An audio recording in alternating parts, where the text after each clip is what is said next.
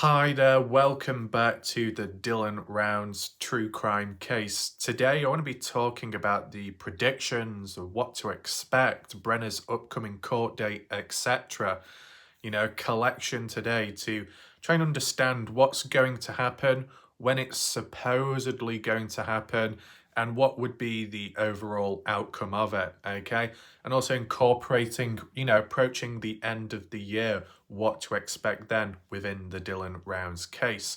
Obviously, still some time off, but there's no harm in being kind of like prepared so you know what could or what couldn't happen. And as for Brenner's court date case, very shortly approaching, so be on the lookout for it just in case.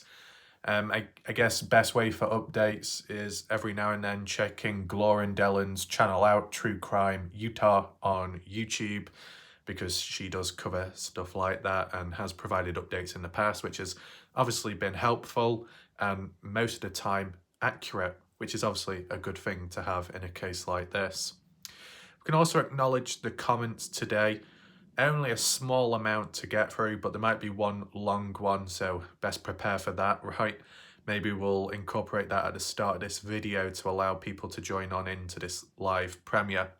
For those that are currently here in the live premiere, welcome. Be sure to share your opinions, thoughts and reactions in the live chat box, right hand side of the screen.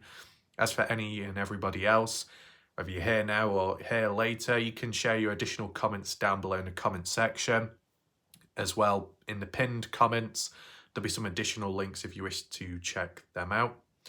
As for my recent videos as well, if you are interested in other cases besides Dylan Rounds, you want to get away from it, most recently I've uploaded some footage, some breaking news information on the Kenny Veach disappearance case and M Cave mystery, alongside some very important archived footage which has been retrieved after all this time. So make sure to catch up on that. Top right corner of the screen, there is an I symbol. Hover over it, click on it, and then there will be additional videos to check from there. Now, if for whatever reason you can't see the I symbol, all you have to do is go to the description of this video underneath, click view more, and then the videos will be there linked with the I symbol top right corner of the screen. So you can be redirected to these previous videos in general, okay? But I do genuinely think, because I've never really done it this way before, the Dylan Rounds case is the first case I've ever covered where I've almost done it every single day. Before that, Kenny Veach, and even before that, I'd do videos once a week, twice, sometimes 5 in a month. It just depends, right? It wasn't as consistent because you were just working with what you had at the time and it wasn't as full on. But with time and growth and traction and people showing support, it's kind of all naturally merged in together, which is good. Of course, taking breaks is obviously a good thing, whether you have a full-on break or you just take a break from a certain case, move on to another, because when you do return back, maybe you've got new ideas or thoughts, right? I mean, kind of like an example of today, right? Some new ideas to talk about and see how people respond to it in the chat, right? But yeah, with Kenny Veach, after returning back to that in recent time, obviously people have been patient, which is good to watch them. Returning viewers as well. I've seen a couple of familiar faces over time. They've come back. I don't know how many have gone and crossed over into the Dylan Rounds case, but that's always a possibility in the future, right? But to be able to upload videos almost every single day on the Kenny Veach case as well, all of a sudden, never been seen before, at least on my channel, right? So that's really good to see. And it's not just basic videos. Most recently, over the last few weeks or so, been some very hard-hitting, very important Kenny Veach MK videos. So if you are interested in that or you just want to catch up, make sure to do so, because more than ever, after all this time, right, that's what the important factor is to acknowledge, and it can happen with any channel out there, that you might have a case and it does drag on for quite some time, and whilst people can be critical of that, well, not enough is being done, not successful enough, but the fact that coverage can commence once again in the future, harder than ever, more frequent than ever, even if it's just a short burst, the fact that it's even possible in the first place is quite big, and important, right? Because you normally expect that a case that drags on, it thins out over time. And yeah, it can most of the time. But if it can be re-energized at a later date, that's also important and needs to be acknowledged, right? I don't know if any new ideas will come from this video or the chat, but you know, if you had certain ideas or thoughts, certain map analysis you would like to see covered, certain thoughts and opinions from my point of view, you can list it down below, like a video idea suggestion if you wish to. Not that every single thing can be covered, but you know, some of it could be taken into account and acknowledged in the future, right? Okay. So before we get onto the comments of the last Dylan Rounds related video I did, ties in line with it as well. Just want to talk about the community aspect, okay? So I guess in the background, with all these familiar faces and characters who were once associated with the Dylan Rounds case, may still hover about nowadays, there's a lot of mess going on in the background, but it isn't to do with Dylan Rounds, so we don't need to get too much into it. But I just wanted to highlight, in case any of you were interested, there seems to be a lot of going down in the background here, there, everywhere. Maybe you could argue and say, well, it's same old, but you know, just a little observation, there's stuff going on in the background. Now, does it impact here? Not really, though the only pattern I've noticed, if I do cover a Dylan Rounds video at the same time or nearby, it seems to, I don't know, maybe bring certain characters in. I think over time it's got to the point where there'll be people out there that hate the idea of me covering the case. So that's why they come in with the little default profiles, right? Gregory, isn't that from Diary of a Wimpy Kid? Well, that Gregory fake account might as well be. Whingy Whiner, Wimpy Kid, something like that. But, you know, they're obvious. They are obvious. I mean, I am always cautious when I do see default profiles with zero content on channels and a default profile picture. Naturally, I'm wary. But, you know, there've been a few people that have been okay.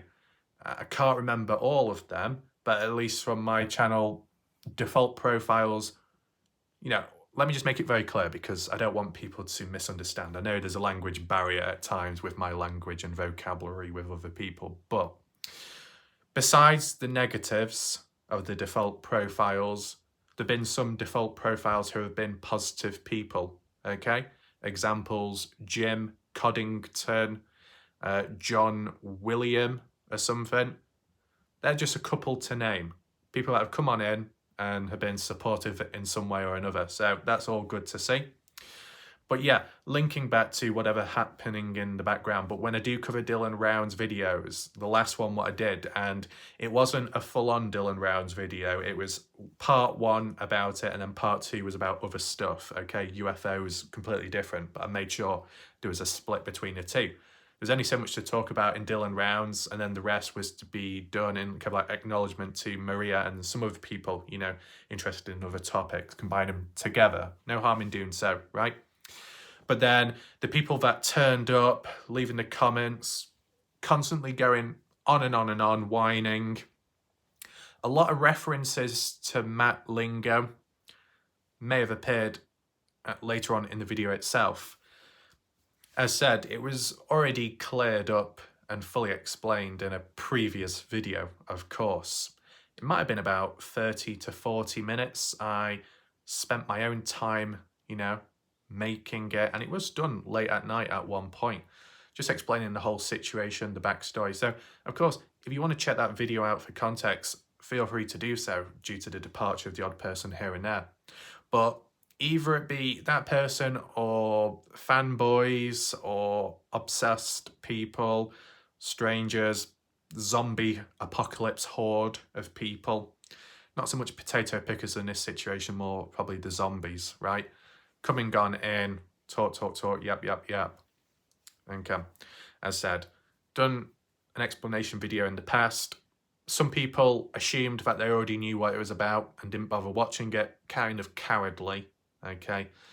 You know, you fully watch the video, you fully understand, it's simple as. So yeah, it's unfortunate that people, some out there, don't bother watching the videos for full context. I mean, I guess the battle has already been lost if they cannot come round to even bother watching it completely. So there you go, lost cause, lost hope. But that aside, the pattern, as I was saying, covering Dylan rounds, all kinds of people pop on in, right? So we might see that tonight. So with that being out the way, patterns being acknowledged, past patterns being acknowledged, it just makes it easier by the day, right? Let me know if it's any easier for you, people that do watch. Have you seen the previous videos, the patterns, the predictions? Does it make it easier for you on what to expect next, who to deal with next? Let me know down below, okay? So, that being said and done, let's head on over to the last known comments. I said only a small amount, but might as well be acknowledged anyway. And then once we got that done, we can get straight on into this video and talk about Brenna's court date, court appearance, as well as future things too. Well, here we go, adjusting it to the newest. As said, not many to get through, but we'll just do it anyway. So the last video I did include an intro just to let people gather and chat, in case you're wondering what that was all about. Will it be included in this video? I'm not too sure. I guess we'll just see how long this video is in general, okay?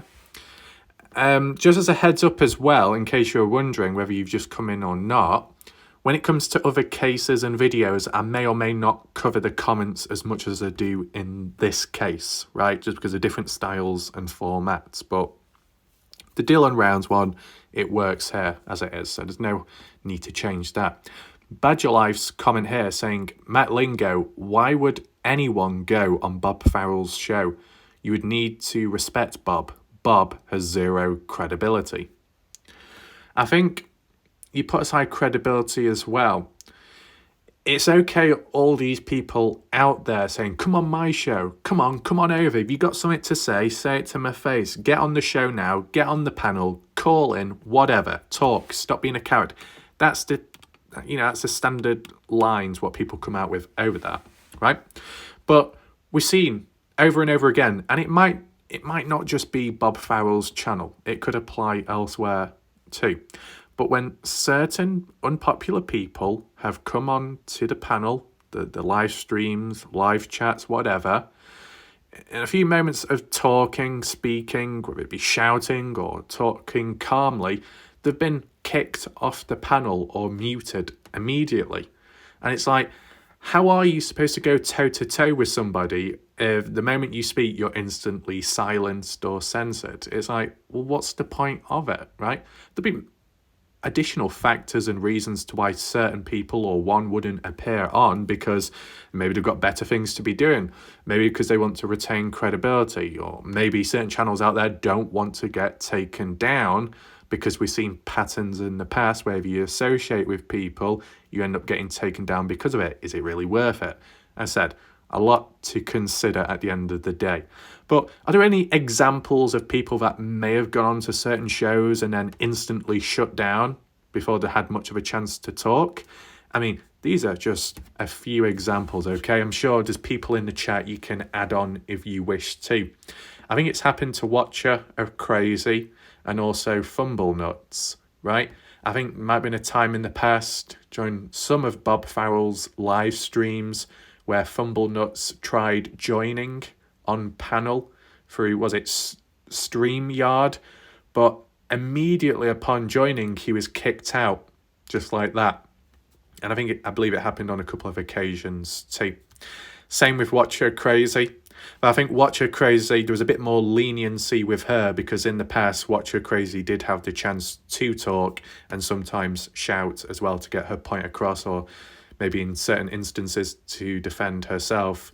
But whenever Watcher Crazy jumped on, Mr. X ran away, departed, because he didn't want to be around her. Jim Tay remained up, and it was just like back, forth, and then it would be, oh, they kind of forget each other, or there's a bit of an understanding, it's gone quiet, then the following day or after, then it's all back up again, right? It's kind of like that. But I don't know if there's any other people that had the same issues on other panels and shows. If you know, if you've seen it, if you've experienced it, let me know down below just out of interest. But at the end of the day, it's okay going on here or going on there, but do you actually have the chance to talk or not? Because if you don't, then really it's a waste of time and a waste of breath, right? Moving on.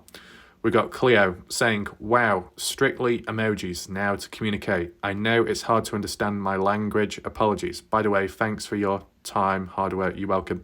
So Cleo, why is it hard to understand your language? I mean, if you had to try and explain it yourself, how would you put it into words? I mean, I think for most part of it, when you spell, you do that correctly. Maybe it's just the words, sentences you get jumbled up at times. It's kind of hard to read as a full sentence, but you wouldn't be the only one. There's been other people down the line and others much worse, right? People out there that have been trying to get the story along with Dylan Rounds, and were expected to believe in it, but the way they've constructed their sentences, it's kind of hard to follow and understand. So it can happen. We got Glenn, shout out to Glenn. Christy, so I think this is the long comment, okay? I think Christy's long comment might make some out there very jealous. Anyway, Christy says, regarding you asking how you could bring more people to watch your videos, these are my thoughts. We are in 2023. People's average attention span is the same as Sid from Ice Age. So for most of the people following only 2 cases, but with about 400 videos each, is a real challenge or simply boring, in my opinion. Also, most of the people who watch your channel also watch other true crime channels where they follow more new cases happening and then go back to old cases they have already covered only when there's breaking news or important updates. Yeah, that's true, that. And the reason why people started following your channel was also the fact that you are not covering cases in a superficial way like many other channels. It was possible to have great discussions about the cases here, trying to understand what happened and analysing maps, families and victims. Suddenly, there were a lot of rats coming in, and you told many times that you didn't want to block or ban them from your channel. Right, so just to refer back to what point, covering the cases, was it that? 400 videos, most people, okay, then go back to other cases. I mean, I cover a small amount of cases, right? Well, it used to be one at a time. Now I've kind of upgraded. I do a couple here and there. But I don't want to go overboard. I think if you cover too many cases at once, it can get a bit too much. And I do feel confident that if I covered too many cases, I would get mixed up with certain information or names. Okay, it'd be like a tongue twister. I don't want it to negatively impact any cases. So juggle 1 to 2 cases at a time, maybe. If they're very similar to one another, the easier it is to cover. That's how I see it. Okay. Let's just scroll on down. So yeah. The thing is, and Christy will already know this, but I'm just talking in general, at times there'll be a right time to block people, just in general, and that will apply to other channels as well when they're in that situation, right? But sometimes there's no point in blocking people because some people out there will act out, be toxic, and so on. And they're doing it because they want to be blocked. They want you to react in that way. So it feels like they've got under your skin that badly that you had to stop them by other means. Meaning it's a victory for them. Then they can go elsewhere. They can gossip about it and say, oh my God, did you hear about Warlike Graf? Look what he did to me. And then everybody else around will be like, oh, did he really now? Simply doing that could trigger a new wave of resistance and push people even more. Do you like how we talked about resistance in general when it comes to covering a case? How if you talk about it, you get too close to the truth, you find something of interest, then you get resistance. Sometimes it's acknowledgement, that resistance, you're getting too close to the truth and people don't like it, right? You can get acknowledgement there. But you can also get acknowledgement for the wrong reasons with the dark forces out there where whenever they get blocked, silenced or censored, they know they struck a nerve. They know that what they did, what they said, has caused a reaction like that. So it kind of acts as a form of encouragement, a boost to push harder, to try harder. You get what I'm saying? Not that this applies to every situation, right? Because there'll be many other channels out there on YouTube that have blocked people just because that individual has been purely annoying and has provided little contribution or anything of value in the community at a time, but just causing disruption and annoyance. It all depends on the character of the individual. If it's some no-named random person, you know, it is what it is, they fall, they crumble, and that's it. You probably don't hear from them again. But if it's a known individual, or they have a wide range of contacts, or they're just known in general in the case and they've got a bit of a personality, maybe they've got a bit of an attitude, maybe they're a certain way, then you got to deal with them slightly different, okay? You know, how you may tame a horse is different to how you may tame a bull, a cow, okay? You don't get behind them and tug their tails. No, you got to act appropriately. Well, there might be a few people in the community that like stepping behind horses and bulls, but that's a completely different story. But you get the idea, right? Or anything else to acknowledge here? As well, worms. You can block somebody, but they can create another account, right? And it might create 2 this time and then 4 next time. So like when you chop a worm up, it creates 2 and then 2 start living separately when originally it was just 1. So I treat that like with channels at times, okay? I mean, as for the comments, yeah, I sometimes, even if they're bad, I do prefer keeping them up just because it's more natural and it can always be used as evidence and people can witness it themselves down the line, right? Because if you ever did completely censor somebody or some people and you're trying to get a point across, then how can any witnesses see it themselves to believe in it, right? You've got to see it for yourself. That's why it's worth keeping some of the comments up, or most, you know, for the most part of it. Anyway, let's return back to Christy before she gets her cat clawing my face to hurry on up. Right, so Chris says, perfectly understood it, that's good to know. The kitty cat crew was able to annihilate them, the rats, most of them, but they started to come in with other fake profiles, and the amount of time the crew had to spend to understand who was a rat or simply a new viewer was pretty huge. We were permanently distracted from the real topic of the video. This is okay when it comes to light-hearted ones, but can be very annoying when it's a serious video. Now, the thing is, every creator is obviously free to cover whatever he or she wants on their channel. Everyone has different goals they want to achieve. Perfectly understandable. In my opinion, it is unnecessary to follow all the drama other creators try to bring to your channel. As my grandma said, not every action deserves a reaction. If you feel other creators attack you in an unjustified manner, you have the right to defend yourself if you want. But because I'm old, not that old, and wise, and also because I would like to see your channel grow, I think you would be better off not reacting at all. It would make you more respectable in your subscribers' eyes. With time, I learned that most of the people who attack you are only jealous of you, so you are already above them without even doing something special or simply being yourself. At the end of the day, we're on YouTube because we need a positive distraction from our daily routine. It has to be fun, catchy, interesting and intriguing, a place to learn something, to chat with good people and be satisfied when the video finishes. You are definitely able to do that. That's why I'm a member on your channel since 1 year. That's good. I believe in you. I also know you hate me now for my long comment, but you asked and I answered and I read it as well. Okay? It wasn't that bad, Christy. The comment's long, but you typed it up well, so it was easy to read.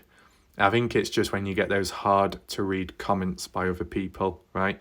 I mean, if it's broken English, it's kind of fun to read because it's a bit dodgy, but other times, other times as you've seen, like the last one I did, dry throat, when when you've read out like 100 comments in a single video, kind of wild.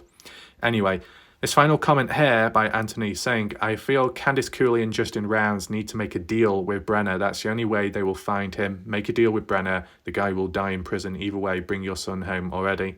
Yeah, unfortunately, with the family, the parents' stubbornness, pride, determination is what gets in their way. Their resilience is what's possibly holding them back from getting the truth, or at least at one point in the past, right?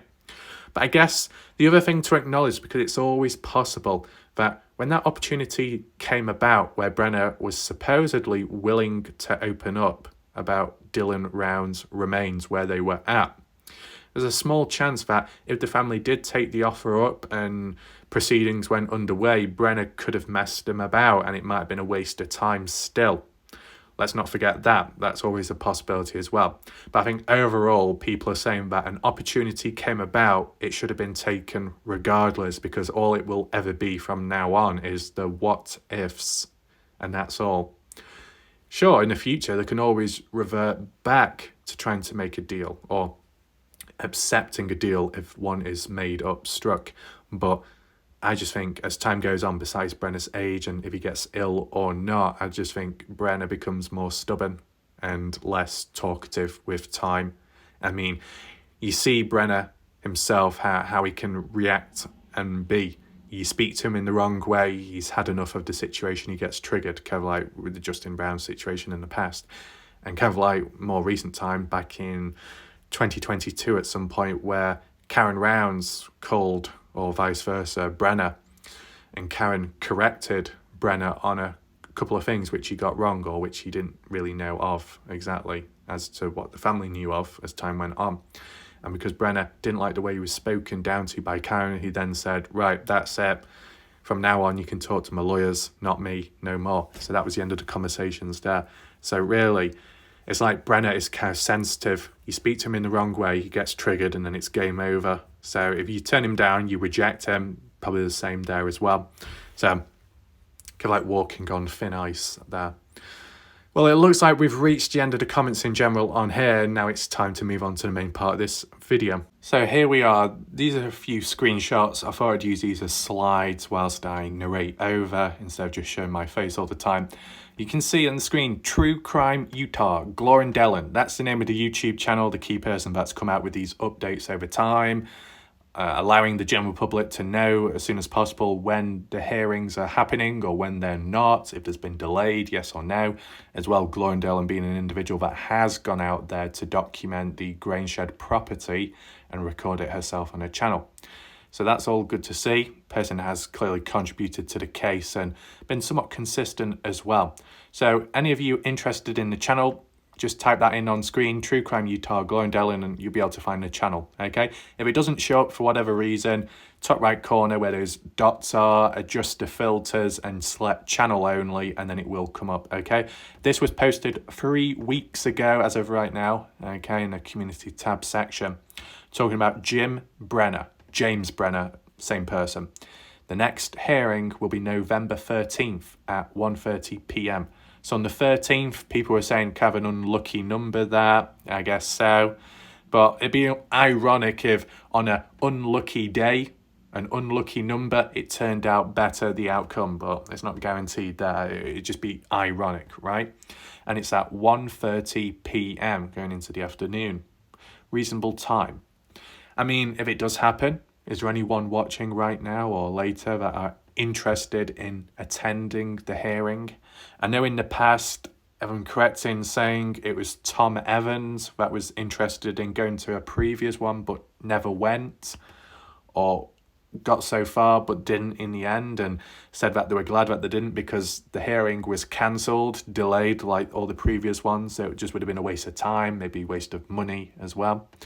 It could be a high-risk situation depending the environment you're in, right? You might be interested in attending, but is it really worth it if this case has a track record of it being constantly delayed? And that's like what we're talking about now. Will the November the 13th case hearing be delayed or not? And we can do a poll. Okay, the poll can be, will it be delayed on the 13th November? Will it be pushed back into December or the next year? You know, what do you think? Yes, no, maybe. There'll be some options. Make sure to vote when you can, okay? But I don't really expect too much from it, if I'll be honest with you. Brenna's hearing, what really happens within it? Well, only so much. Previously, what was it to do with the attorneys sorting all that out? As for a plea, that's not really happened yet. There's been continuances after continuances, delays. It's just not looking that good. But other people have said this is just standard BS. It happens, and it happens with other cases. So what do you expect?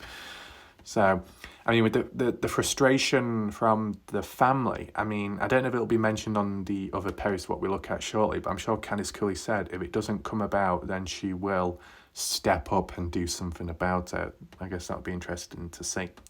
But speaking of Candice Cooley, before we get any further with these predictions on what to expect, what could happen and go down, let's take a look at the previous court hearing, which was supposed to happen in October, I believe, a month beforehand, and see how Candice Cooley responded to that. And I know we've read it out previously, but it's just to take something into consideration when coming to a conclusion with a prediction, okay? So this was posted 15th of August, okay. Hearing update. Okay, August. Oh, yeah, okay. So Candice Cooley said, Brenna did have a hearing today and a continuance was issued. A new hearing scheduled in October. Our frustration continues to mount as we move through the justice system, but this was the last continuance and hopefully we will get some forward momentum. In the meantime, Justin Rounds, myself and all of the Dillon's family want to say thank you for the continued support. It means more than words can say. Okay, so it wasn't in this post then about the if no action's done, then she'll step up herself. But I think it might have been more aimed towards the November hearing. And if not, maybe the October one. I was just trying to take... Basically, this is from the Find Dillon Rounds Facebook page, and unfortunately, not all posts are in the same order, so I just found what I could at the time, okay? But we have seen and documented some of this in the past. But the reason why this is relevant to this one, besides the dates being different, this one was posted in August, talking about the scheduled hearing in October, which never happened, delayed, pushed back to November 13th, which is vastly approaching. So we'll see how that goes. If the October one was delayed, then possibly the November one will be delayed. But there is one key word, a couple of key words actually, final continuance. A final continuance, a final delay, meaning the next hearing that does come about should happen regardless and shouldn't be delayed. But you know what the problem is? Well, some people could think, well, November 13th is going to be the day and it will happen. If we just read back over this, did we read it all? Our frustration continues to mount as we move through the justice system, but this was the last continuance and hopefully we'll get some forward momentum. The last continuance, and that was posted in August in response to whether it be the August or before that previous court hearing of Brenna, which was pushed back to October. So way back then, that was the final continuance. If that was the final continuance, then why in October did that get delayed as well, right? Which is the final continuance? You can't keep calling it the final continuance. If it's the final one, then it should be the final one. But whilst it's mentioned here, I'm correct in saying before this post, a month or two ago, before that, I'm sure she said final continuance as well. Now, if it wasn't mentioned around here, it must have been mentioned in a video or some kind of media coverage. But she definitely said it more than once, two different occasions, right? So if someone says this is the final continuance, the next hearing, the next date scheduled should happen October time, but it didn't, then the next one is November, and that's, final continuance. It will be happening November time. No more messing about. Well, how can we trust that? How can we believe that this is going to happen, even if it was previously classified as the final continuance, when the final continuance was said way before that as well? When is the final continuance? It's been said multiple times now, so what are you supposed to believe? Once again, a bit of a mess, right? So let me know your thoughts down below. I said, it wouldn't surprise me if it was pushed back once again. And even if it was the final continuance, no more messing about. If there was any random factors, anything else that could go wrong, possibly could go wrong. My only question to you would be, if it was delayed and pushed back, would it be in December time? Or is that it? Game over until the next year? Let me know your thoughts down below, okay? Now, anything else? As for Justin Rounds, not really seen any post by him. You know, previously we've kind of brought up where Justin Rounds at times have lost his cool, shared his raw emotions online and how he was thinking and feeling about stuff. Not happened since. Is that because he's controlled himself better ever since, or is it just because not as much has happened to cause a reaction? There's possibly that. Moving on to the next slide, this is just simply footage of the area, right? Grainshed property outside of the Grainshed property, right? And I'm just talking about this because the next thing I wanted to talk about was what to expect by the end of this year. Are we going to get anything? Besides the court date, the court hearing, are we going to get some kind of update, some kind of interview, some kind of talk by the family, news crew, interview, East Idaho News, anything like that? Will that happen? Yes or no? Let me know your thoughts down below. I can give you a clearer conclusion at the end of this video, both for this and the court hearing and dates, and, you know, maybe some additional bits and bobs too. But I think what we've got to acknowledge, the closer it gets towards the end of the year, you know, the winter time creeps on in, right? And yeah, it can be different for different years. Sometimes it's worse than others. Sometimes it lasts longer than others. And obviously it depends what state, what country you're in. That can vary too. But this is Lucin, Utah, okay? And nearby Montello, Nevada. We've seen the winter times over there. It can be pretty rough and it can be fairly long lasting, right? And sometimes it can cause flooding too. So we kind of know what to expect. Any other possibilities or unknown factors? Well, yeah, that could obviously happen, but really. As for searches and updates regarding out there in Lucin, Utah, whether it be searching back in familiar spots, locations, or further afar, the outer skirts of the area, at some point you're probably not going to get any updates whatsoever, nor any chance of that, kind of like what we saw in 2022 because of the winter time, right? When the winter comes on in, you get the snow, of course, you get the ice. Ground becomes hard, compact, visibility is restricted. You can't see what you're walking in. You can't see what you're really digging. So it impacts vision. It negatively harms the search. On top of that, dogs, sniffer dogs, cadaver dogs can't be used when it gets to a certain temperature. So they become useless. They can't be used at that time. So that limits, you know, the usage of resources out there. And as you know, it's been quite talkative about the K9 units by Candice Cooley, whether it be the private ones or additional posts regarding, you know, the volunteers and money raised for them. That's obviously going to quieten down as it gets closer to winter and over winter time, because they won't be used in certain areas because they can't be there. The dogs' sense will be negatively impacted, just like how when it rains. So, but with the cold and winter, it really does stop them, halt them in being used in areas. So that is a shame, but it's happened before. It'll happen again likely, unless you get some miracle weather where it's not as cold, not as hard at the ground. But yeah, visibility impacted. Even getting down there, traveling about can be restricted, how you drive about.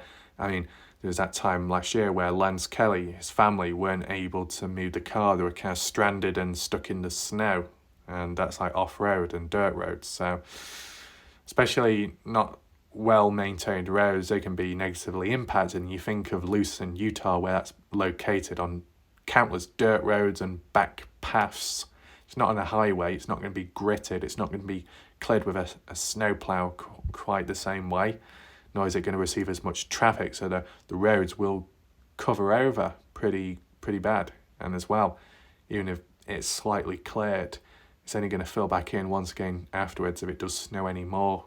If it gets icy. We've seen it with Scott Natal as well, besides Lucin, Montello, Nevada, Bald Eagle Mountain, where he was trying to meet up, was it with Les Natal, Alan, or maybe Ty Corbin, some of those people, but at the time wasn't able to because it was that bad. It was very bleak, like a snowstorm at the time, kind of dangerous, especially when you're up in the mountains and the visibility is impacted and the ground's a bit unstable. I don't think he was able to really make it up because he kept sliding down in his vehicle. And I saw a bit of footage where he was in like a cave or a mine temporary at the time.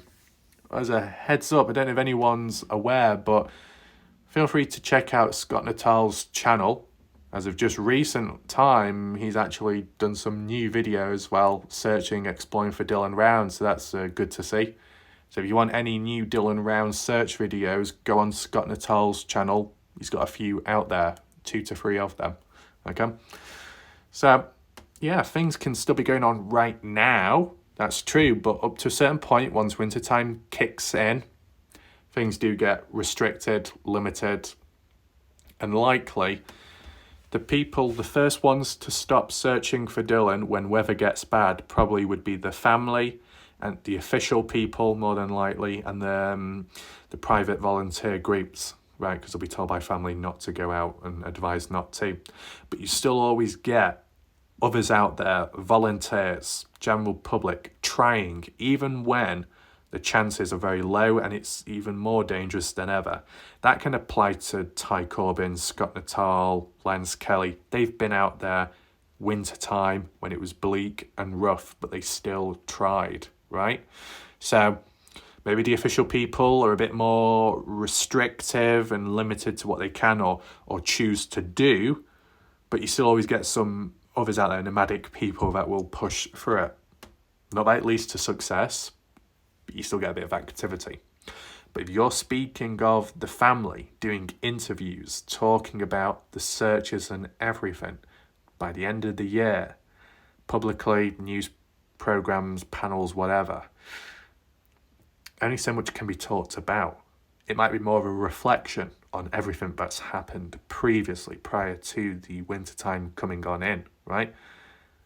So just take that into mind. As I said, I can elaborate further shortly when I show my face and return back to these predictions, but just want to get it into perspective, right? Because what you see on screen right now looks clear, open and sparse, but wintertime camouflages most of the ground. Not exactly practical. And as for this photo, I just wanted to ask a little question, okay? When it is winter time, it's very bleak out there, snowy, cold, hard, the ground. What does it look like inside of the grain shed? Is it any different? The reason why I asked that is because there's no doors on the grain shed, right? So you look at the ground, it's very dusty, dirty, you know, and the tools, equipment, tables, things scattered about, even that's very dirty and dusted, okay? And that's just because of the air, the breeze, not trapping it, just allowing it to come blowing on in. You've seen Dylan Round's trailer, whether it be because windows were left open or sometimes doors left open, dirt got into the trailer and it was a mess on the countertop, on certain products, etc. It can happen, I guess. And more than likely here because there's no true doors, right? So does it have the same impact when it comes to winter time, when it snows? Depending what angle the snow blows in, if there's a bit of a blizzard, will the whole grain shed fill up with snow or not? Does anyone know? If so, feel free to explain. As well, besides the grain shed not having any doors on the front like a barn or a shed, why is there a door back there? What was the point of that? Does anyone know? Because on the other side, if you used to open it and walk on through, you literally drop down into that ditch around the outskirt of the grain shed. So what's the point of having a door there if it's not really usable? And it does appear damaged and one of the hinges is broken, as you can see up there, it's detached. So what was the point of having a door on the side? Does anyone know? And maybe there's a window back there. Is that just to let light in? But then again, if you've got no doors on the front, that'll let enough light in. But yeah, I mean, I'm sure this is a place which people will always revert back to and revisit. online or even in person, if searching out there, such as the family, will this ever be treated as like some kind of memorial place? I don't know, it's too far ahead, but could any more have been done in this area? I mean, the one thing that's been so quiet, even though Candice Cooley more so in recent time has agreed after that Crime Con event where the Sun, I think it was, interviewed her, or the Daily Star, whichever, and Candice Cooley said she believes that Dylan Rounds was shot, and I guess in the Grange Shed. If Dylan Rounds was shot, let's say in this area, where are the bullet holes? Was any attempt made? Don't know. From the looks of it, not really. Look, you get countless holes up there, but that's either more wear and tear or because of nails, bolts being attached on the sides to hold it all in place, right? The construction of it. And they are in a line. Any anomalies? Any holes that are bigger than you'd expect or stand out more? I mean, that one by itself, yeah. Would you say that's a bullet hole? I mean, could you argue it's quite a big hole for it to be a bullet, but it depends what caliber round was used. There's a few holes up there as well, separate individual ones, spaced out. Couple there, but they're in line with one another. You get what I'm saying? Like, we've looked at certain areas in Lucerne and further afar. We've seen the signs with all bullet holes in, and people said that's just what Americans do out there. Okay, well, if you can identify bullet holes in signs on roads and stuff, well, can we identify any bullet holes here in the Grange Shed to come to some kind of conclusion, right? Okay, maybe it doesn't lead to Dylan being found. Maybe it doesn't lead to the firearm being found, but at least it would imply whether or not a certain item was used on Dylan, right? And maybe they do already know, but it's just not been talked about public. So why this one thing not being revealed? I still think they don't know truly the exact method used to take Dylan out. They'd have to find the remains to then do an autopsy to then come to a conclusion. But it's like a waiting game. So in between, it's like us trying to look out for stuff. And I tend to do this in the Kenny Veach case, some of you will be familiar with. Look at photos, images, and just spend time looking at it. You get those mystery games out there, the point and clicker mystery games where you got to solve something. You got to find objects in a room, in a house, in a photo, in a chest, click on them, look for them without clicking the hint button. Try and work out for yourself. It's kind of like what we see here, okay? Picking out anything that stands out odd, strange, unusual, telling of the story of what could have went down, right? Besides the obvious hole down there, right? Any bullet holes. If anyone can identify any, clearly, leave a comment down below, okay?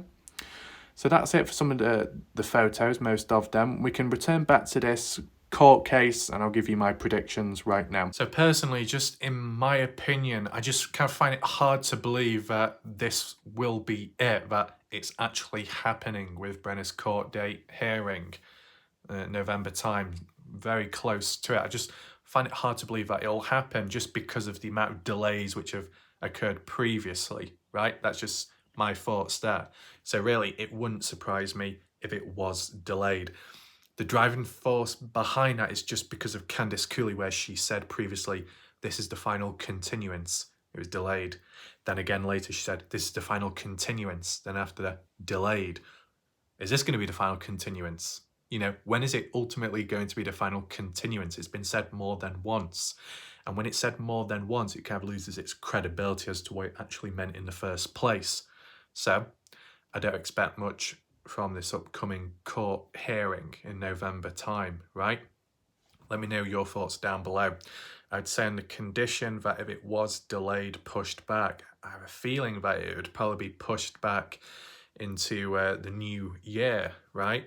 Because obviously December time, closing out the end of the year, going up to Christmas time, things may not happen, or I don't know how it works in the US, but I'm sure when it gets to a certain point, nothing happens at that point until the new year. And of course, because the way this case has been, I think, was it Gloria Dillon or was it Candice Cooley, maybe both said it, that even when the next one's been announced, or it's got to take, like, is it 6 weeks or so or less for things to be acknowledged to federal and other stuff?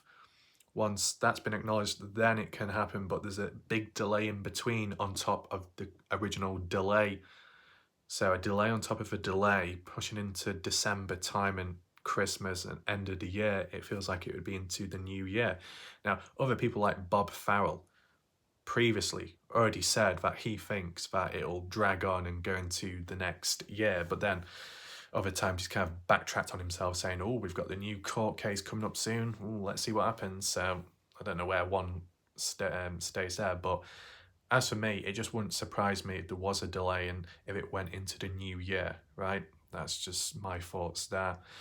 If it did actually happen, well, I guess it's a positive, right? A bit more movement forwards, but how long would it last? Would it be a short-lasting one?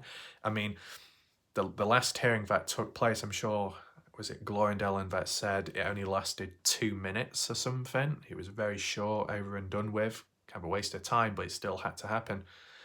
If it happened, you know, in November, would it be short-lived or would it be a bit longer, the actual hearing? I don't know personally, but if it happens, good. If it doesn't happen, no big surprise there, right? But if you want to elaborate down below, feel free to do so, right? I think with time, some people, moments got a bit desperate, right? And too hopeful, thinking that this is it, it's happening, and it doesn't. People rely too much on the supposed actual truth coming sooner than later, but it doesn't seem to be. I mean, how many people would agree that this case has been damaged by the general public? Certain individuals out there. All I would say is, I think the positive, even though most of the time it's not a positive, but on this occasion with this case, the level of silence for so long in this case now, without really any proper updates, that's been a positive, a time of cleansing, maybe a time where people are put off by the case, maybe the wrong type of people. There's nothing more to talk about. There's nothing more to strain out. Oh, we can't think of any more rumours or BS, and there's not much of a reaction anymore, so we'll just back off and move on elsewhere and carry the tension elsewhere. Like a tornado, right? As I said, I guess that's kind of happened. So this like white, what do you call it? White noise, white silence, just empty, but clear. Clearer than ever. Not really going anywhere, but just a bit more space to breathe. Awaiting for the actual truth to come down the line, right? Just because a lot of people are covering a case doesn't mean to say that's a positive, right? Sometimes it can, other times it's just a load of noise and conflict, which then eventually, inevitably leads to silence because most of the people have had enough of the case or one another part ways. Kind of what's happened here, right? It's one of those things. Some people return back, some just completely go. Lance Kelly's still busy with the cadaver dog training. If you check his channel out, a few live streams of the dog and him interacting with it. Still underway, I guess. If it is completed and successful, does Lance Kelly return back looking for Dylan? Do they return back to Montello where they were once living? Anyone know? Will that happen or not? If Lance Kelly has previously been stating, just himself, that Ty Corbin has been stalking him, like, is Lance Kelly going to be like, well, let's return back to there where people were trespassing? Or are they not going to return back? Are they not going to cover Dylan rounds or search? Are they going to do other cases where they feel supposedly more safer? You know, completely different topic, discussion, talking point, but there's no harm in bringing that up, right? Let me know your thoughts down below. For all those people that think it's a scam, that it's not genuine, it's not real, what do you people think of that footage of Lance Kelly with the dog out there? Is it called Hydra or is it a different dog by now? I don't know how many they've got through, but you know, they're out there. Was it North Carolina with some supposed cadaver dog, recording it, documenting it as they go along? Is that enough proof to sway people in their, you know, their outlook on the situation, or are people going to double down on it and say it's even more fake? Yeah, just let me know your thoughts down below. I'm just interested in once, or if it's successful and the training's complete and then the dog can be used by them, Earthworm Infotainment, where will it be used? Where will it be deployed first? Dylan rounds or another case? I wonder. Let me know your thoughts down below. maybe we can do another poll right now. It's probably a bit of a late one, so be sure to vote quickly. The vote can be, if everything works out, will Lance Kelly return back to the Dylan Rounds case with the cadaver dog, or a different case? What do you think? Taking in mind what's previously gone on, them supposedly getting robbed, and all other kinds of messy stuff going on, right? Take that into mind. Obviously, we've got Scott Natal out there recently doing his thing with some others. So that's still a positive to fill in the gaps in between. It's kind of like when some people cover something and then walk away, others step up, take it in turns. There's still some coverage, which is a positive. Now, put that aside. What about the end of year prediction, right? And let me know your thoughts down below. Are we going to see an update by the end or before the end of this year regarding the Dylan Rounds case? And when I say an update, I mean an official update, a true update by the family, the police, some kind of news article, media outlet, right? Will it be a year in review of what happened with Dylan Rounds' case, reflecting back on the positives, the negatives? Will it be reflecting back on all the searches, the private ones which happened, and how successful were they and what was actually searched? Will it be a sit down with Candice Cooley, Justin Rounds and Nate Eaton, East Idaho News, approaching Christmas time, sometime in December, possibly before end of the year, talking about what's happened, how do you feel, how's the case gone, any updates? You know, besides the last one, what we looked at and heard of, right? The last, let's call it, kind of official update that was provided by Candice Cooley and shared about and mentioned in the Sun News article, which was at CrimeCon months ago now. That was the last update we heard of, to do with that DNA evidence that was found out there by canine dogs. So if we're also tying it in with the weather and winter time, there may come a point before the end of the year where searches are called off. Not much more can be done. No more updates regarding that because nothing's happening. But will that then be the point to trigger a reaction, a response from the family to do a year in review update and maybe an interview with somebody out there like Nate Eaton about the searches that have happened, what's gone underway, maybe a reference to the gun that was found by Box Elder in, I forgot what it's called now, but further north or so. Frustrations with that, whether it links or not to the case. And as well, the searches, recent ones, or the last known ones, which happened on top of that new DNA evidence found on, let's say, an item. Will that ever be talked about? Previously, Candice Cooley addressed it on the Facebook page, as we saw, whilst there's been rumours going about elsewhere regarding was the wallet found, yes or no. Bob Farrell, how he worded it at a point, stating that it was, but then backtracking on himself later, possibly negatively influenced by a Corey account. There's been fake Corey accounts popping up since, so it's a bit of a mess, right? Supposedly speaking, okay? As a heads up, the Corey account that's shown up last few months, weeks, whatever it is now, supposedly was the fake one, okay? Now, why is a fake Corey account popping up? To give the original Corey a further bad name, to try and expose her, make her look bad than she is. What tends to happen, these fake accounts, impersonation accounts of somebody, act out in a negative way to paint an original bad negative picture on the original individual. Kind of like when fake accounts were done of me, saying negative bad stuff to try and make me look bad, okay? Seems to follow the same pattern with other people out there over time. So it's like doing its rounds, going in turns with one another. So if it follows a certain pattern, then it must all be by the same people, right? Makes you think. Anyway, linking back to the original post by Candice Cooley where she was clearing it up about the wallet, Candice Cooley clearly stated in that post at the time that if the wallet was found, it was classified as discovery evidence, meaning it would be presented to the general public and acknowledged. But that's not happened because it's not been found yet. So the wallet is classified as discovery evidence, which would mean that the other finding of new DNA evidence found on something is not discovery evidence because it's not been talked about publicly enough. It's not been revealed what the item is or where it was found.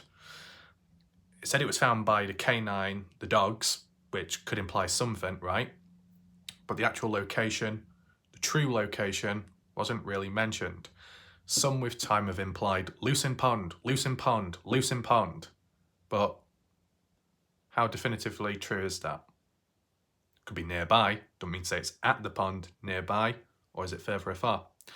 But it's just not been elaborated enough. Does Candice Cooley know why it is? I mean, the actual DNA evidence that was found, whose DNA does it belong to? That's not been mentioned. When will it be mentioned, right? It must be important because it's not been mentioned publicly, in depth. But if the wallet was found, that would have been talked about more.